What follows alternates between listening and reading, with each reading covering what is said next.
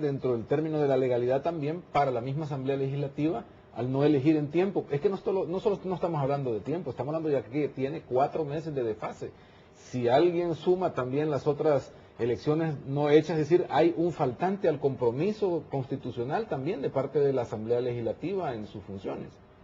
Sí, y no solo eso, sino que el otro día discutiendo con un abogado me decía, mire, una persona perfectamente puede ir a la Corte Suprema y mostrarse afectada por el hecho de que no hay un fiscal y que sienta que no se ha seguido correctamente, de acuerdo a su visión, un proceso en el que sea parte, ¿verdad? O sea, ese tipo de riesgos se corren. O sea, nosotros estamos conscientes de eso. Y precisamente por eso, insisto, es que ahora sí debemos de poner una voluntad manifiesta de elegir. Hoy tenemos que trascender, tenemos que entender que el país necesita un fiscal para funcionar. Nos debe de caer el 20, como decimos, de que también el gobierno necesita realmente, para ser más efectivo en el combate al crimen, un fiscal. Y por otro lado, uno que dé garantías a todos, no solo a mí. Y entonces desde ese punto de vista, ese es el reto que tenemos.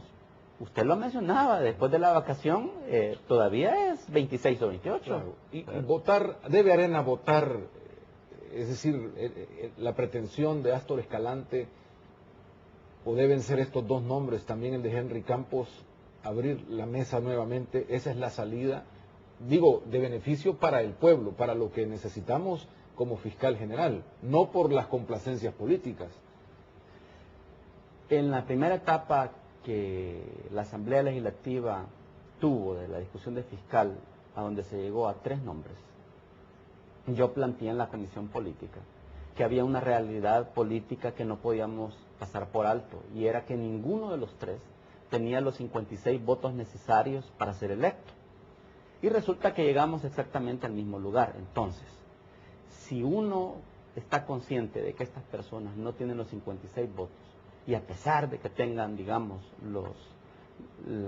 las credenciales necesarias, no quedaría otro camino, Rafael, que efectivamente comenzar a discutir otras propuestas. A no ser que se hayan flexibilizado posiciones, porque de esas personas a las que arribamos, partimos del hecho de que todas cumplían los requisitos constitucionales, ¿verdad? Pero parece que no tienen la posibilidad de ser votados por ambos partidos políticos mayoritarios, que son los que dan los 56, y entonces, repito, creo que no quedaría más camino que reaperturar probablemente la lista dentro de esos 85 y buscar otro nombre, otra persona que pueda generar esas confianzas que se dice. ¿Y cree que es posible? Es que al final, como usted lo dijo, que la ciudadanía haga sus propias conclusiones sobre lo que pasa, pero uno lo que ve desde fuera es, bueno, pareciera que hay interés de blindarse, en el caso de Arena, por los 20 años de gobierno, y no quisiera que ningún fiscal llegue a investigar, que incluso fue una promesa del presidente de la República en su toma de posesión, acabar con la corrupción, pero no lo puede hacer sin un fiscal que haga ese trabajo. Entonces, ¿cómo lograr desentrampar esto? Sí, por eso yo le decía, antes que nada debe de haber voluntad política y trascender.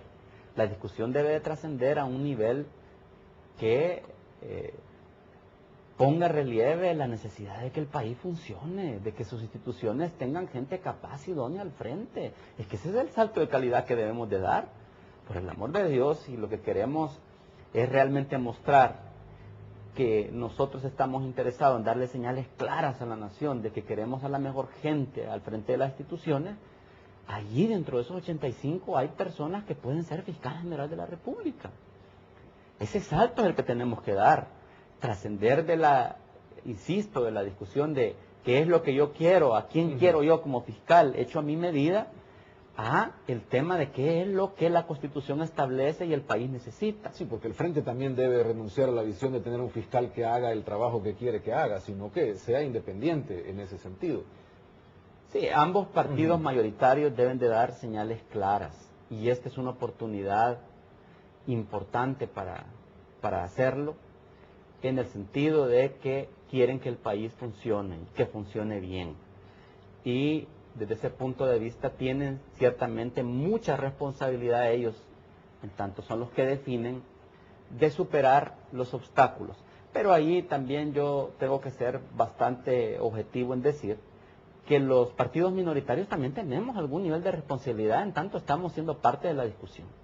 Entonces tenemos que ser ahora más que nunca, en el buen sentido de la palabra, más agresivos, ¿verdad?, en el tema de las propuestas. Saquémosle algo positivo a esto, diputado. ¿Cuál es su conclusión política de beneficio o qué es lo que estamos sacando de bueno a pesar de que esto parece tan malo? Si es que hay algo que sacar de bueno. No, yo sí creo que sí, Rafael. Hay una cosa en particular que yo ya la mencioné antes en otro espacio, que es que esto nos ha permitido hacer algo que no hacíamos en la legislatura pasada, que es poder estar todos los actores políticos representados en la Asamblea Legislativa alrededor de una mesa discutiendo un tema importante para el país. ¿Cómo se llama eso? Eso se llama concertación. En el pasado la Asamblea no pudo hacer eso. Hoy estamos frente a una gran posibilidad.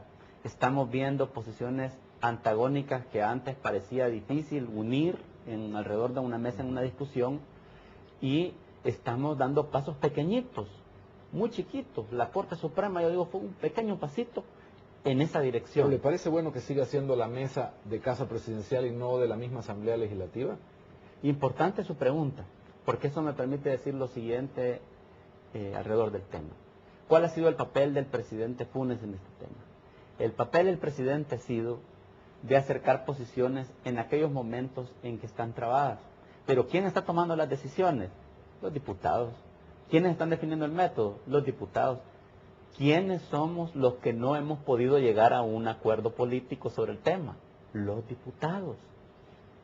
¿Quiénes somos los que estamos definiendo el procedimiento para que se reabra la lista y se vayan a inscribir nuevos candidatos? Los diputados. ¿A dónde se inscriben? En la Asamblea Legislativa.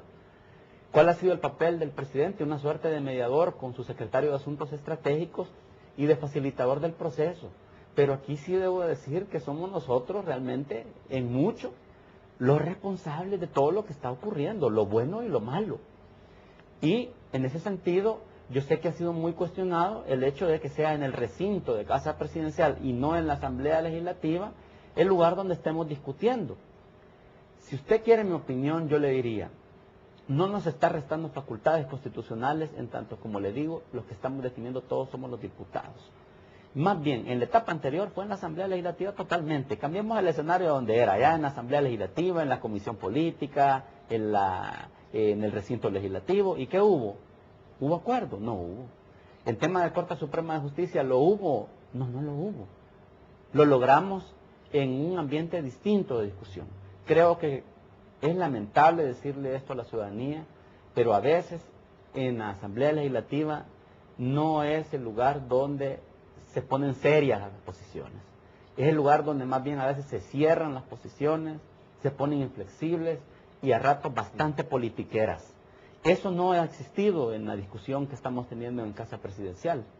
Ese ambiente como que se deja allá en la Asamblea. Es lamentable tener que decir esto, Rafael, porque es un reconocimiento de un tipo de ejercicio político partidario que no es correcto, pero en la práctica sucede en la Asamblea, y por eso estamos en un ambiente distinto allá, y eso permite de alguna manera decir, bueno, aquí estamos hablando en serio, muy en serio, ¿verdad?